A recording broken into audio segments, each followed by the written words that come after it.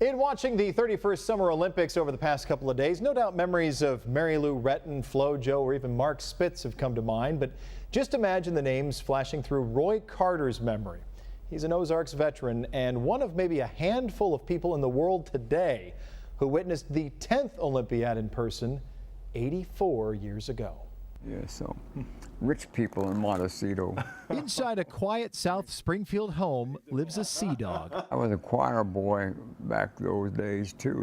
Okay, Roy Carter has been many things. It's said the most precious memories are stored in the mind. But that's not good enough for Roy. I'm kind of a pat rack. I keep a lot of things. 94 wonderful years of life bundled in a book.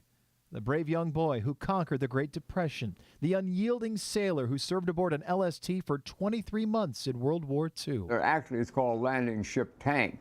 A lot of people, we also call those large, slow targets. A husband, father, president of a manufacturing company. And all along the way, not a single moment passed Roy by. That was a cutie. Well, I liked her. Uh-oh. His memories spill from the album to frames. There's even frames without pictures. I says, with victory comes responsibility. And then there's the reason why I came. Two simple pieces of 5x7 paper. The front and back of Roy's 1932 Olympics program. On one side, it shows the booklet cost 10 cents.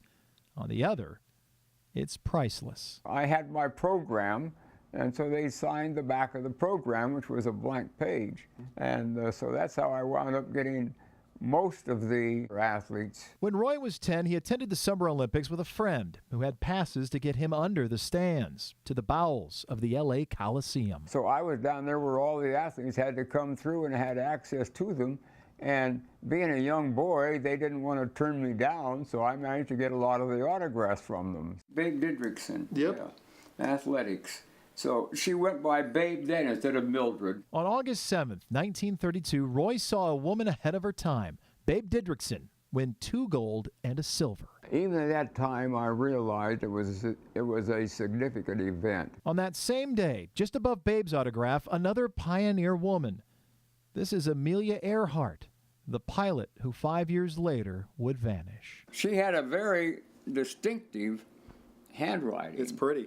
Earhart was sitting with Douglas Fairbanks, the guy who played Zorro and Robin Hood in the silent films, as well as comedian Harold Lloyd. And wouldn't you know it, Roy got their autographs too. How the years go by, huh?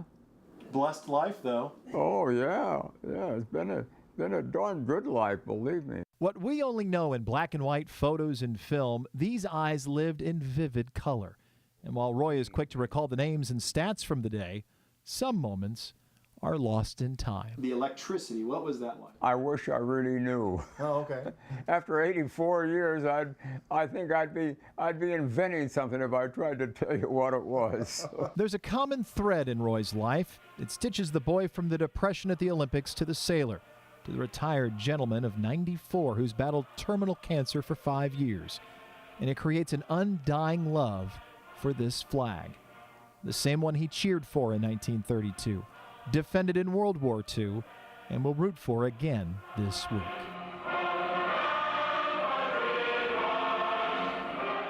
And when the national anthem plays from Rio, Roy doesn't need these hearing aids turned up to cherish the moment. What does that mean to you? It means a lot. It's, you know, it's. I'm very proud to be an American, and I'm still moved by it. I believe in the pledge and the American flag and the American people. Thank you, Roy, and enjoy your 22nd Summer Olympiad.